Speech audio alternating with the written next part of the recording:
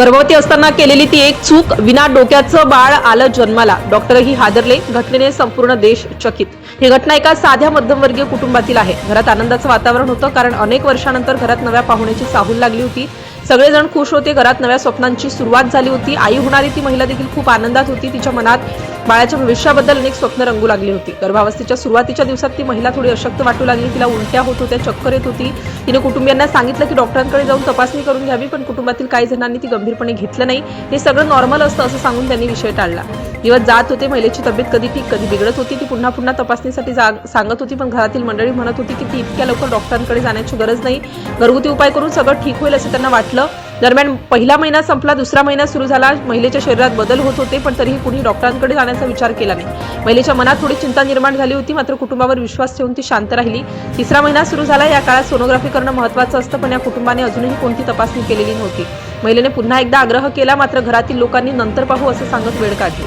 हळूहळू 4 महिने पूर्ण झाले. महिलेची तब्येत थोडी बिघडू लागली. ती अधिक थकलेली वाटू लागली. तिच्या मनात भीती निर्माण झाली, पण तरीही कुटुंबातील लोकांनी तिची भीती गंभीरपणे घेतली नाही. 5वा महिना सुरू झाला. महिलेने पुन्हा एकदा डॉक्टरांकडे जाण्याची विनंती केली. त्यावेळी मात्र कुटुंबाने थोडं लक्ष दिलं, पण तरीही त्यांनी लगेच जाण्याचा निर्णय घेतला नाही. अजून काही दिवस थांबूया असं त्यांनी सांगितलं. 6वा महिना सुरू झाला. अचानक एक दिवस महिलेची तब्येत खूप बिघडली. तिला तीव्र त्रास होऊ लागला. घाबरलेल्या कुटुंबाने तिला तातडीने डॉक्टरांकडे नेलं. डॉक्टरांनी तपासणी सुरू केली. त्यानंतर त्यांनी कुटुंबाला बसायला सांगितलं. त्यांच्या चेहऱ्यावरचं गांभीर्य पाहून सगळेच घाबरले. कुटुंबातील लोकांनी डॉक्टरांना विचारलं काय झालं. डॉक्टरांनी काही क्षण शांत राहून त्यांना धक्कादायक माहिती दिली. हे ऐकून कुटुंबातील सगळेच हादरले. महिलेच्या गर्भातील बाळांमध्ये गंभीर समस्या आढळली होती. बाळाच्या शरीराचा एक महत्त्वाचा भाग विकसित झालाच नव्हता. ही बाब अत्यंत गंभीर होती. डॉक्टरांनी सांगितलं की ही समस्या खूप आधीपासून निर्माण झालेली आहे. सुरुवातीच्या काळात तपासणी झाली असती तर आधीच समजलं असतं, पण आता उशीर झाला होता. महिलेच्या डोळ्यात अश्रू आले. कुटुंबातील लोक स्तब्ध झाले. त्यांना समजत नव्हतं की एवढी मोठी समस्या कशी निर्माण झाली. डॉक्टरांनी पुढे सांगितलं की गर्भावस्थेच्या सुरुवातीच्या काळात काही महत्त्वाच्या गोष्टींची काळजी घेणं खूप आवश्यक असतं. त्या काळात थोडंसं दुर्लक्षही मोठा परिणाम ठरू शकतं.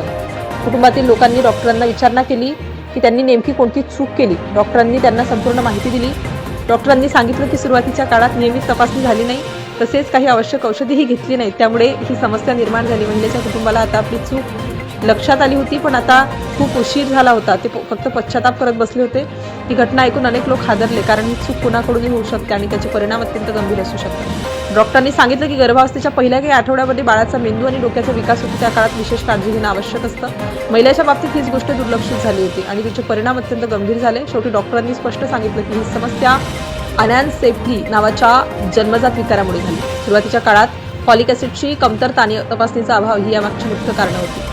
या घटनेतून एकच गोष्ट समोर आली, गर्भवती असताना छोटंसं दुर्लक्ष ही मोठी दुर्घटना ठरू शकतं. त्यामुळे गर्भधारणा समजतात त्वरित डॉक्टरांचा सल्ला घेणं आणि फॉलिक ॲसिड घेणं अत्यंत आवश्यक आहे. नाहीतर अशा धक्कादायक घटना पुन्हा घडू शकतात.